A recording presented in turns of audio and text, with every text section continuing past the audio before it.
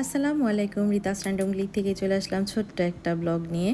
আজকে আমি আমার সংসারের প্রথম রান্নাবান্না শুরু করে দিলাম। এর আগের দিন দেখেছি যে আমি হালকা নাস্তার ব্যবস্থা করেছিলাম আমার রান্নাঘরে। তো আমি কোয়েকার দিয়ে একটা স্যুপ রান্না করছিলাম। আজকে আমার বাসায় একটু মিলাদের ব্যবস্থা করা হয়েছে। হুজুররা আসবে আর কিছু আত্মীয় স্বজন দাওয়াত করা হয়েছে।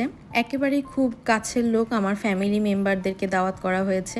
ঠিক দাওয়াতও বলবো না, যেহেতু নতুন বাসায় উঠেছি আমাকে দোয়া করার জন্য এবং আমার বাচ্চাদেরকে দোয়া করে দেওয়ার জন্যই আসলে আমার মুরব্বিদেরকে আমি বাসায় আসতে বলি।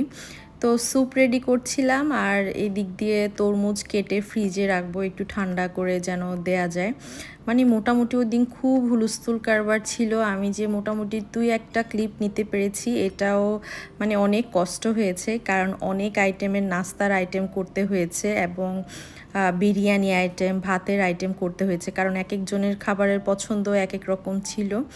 শরবতের মধ্যে আমি রেখেছিলাম একটু লেবু দিয়ে আর একটু তোকমাই এবং ইসুপগুল দিয়ে রুয়াবজা দিয়ে একটা সুন্দর করে শরবত করে দিয়েছিলাম।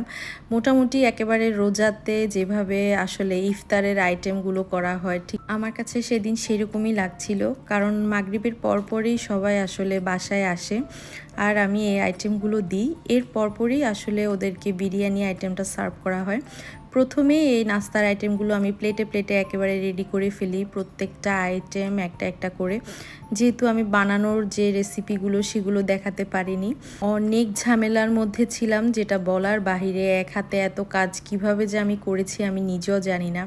এদিক দিয়ে স্যুপ রেডি করলাম, এদিক দিয়ে একটু চনা বুট করেছি, পাস্তা রেডি করেছিলাম, পেঁয়াজু করেছিলাম, তার উপরে এদিক দিয়ে বিরিয়ানি রান্না বসিয়েছি। মানে আমার কাছে ওই দিন মনে হচ্ছিল যে আমি আসলে রোবট হয়ে গিয়েছি, রোবটের মতো কাজ করছিলাম। যদিও আমার হেল্পিং হ্যান্ড ছিল 2জন, কিন্তু রান্না তো আমাকেই করতে হয়েছে। এই ছিল বিরিয়ানির লাস্ট লুকটা। মোটামুটি অনেক ভয়ে ছিলাম যে সব কিছু ঠিকঠাকভাবে হবে কি না। মোটামুটি আলহামদুলিল্লাহ সব কিছু ঠিকঠাকভাবে হয়েছে আর আমি সময় মতো সার্ভ করতে পেরেছি, কারণ ওই দিন যেহেতু বৃহস্পতিবার ছিল, অনেকের রোজা ছিল, তাই আমার তাড়াহুড়াটা অনেক বেশি ছিল।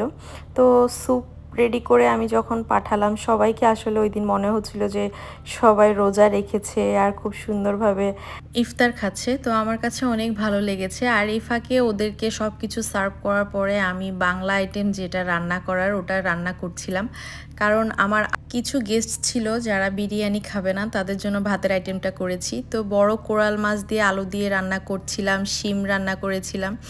খুবই মজার ছিল, কারণ ওই সময় প্রথম শিমটা বাজারে এসেছে। এরপরে গরু মাংস রান্না করছিলাম।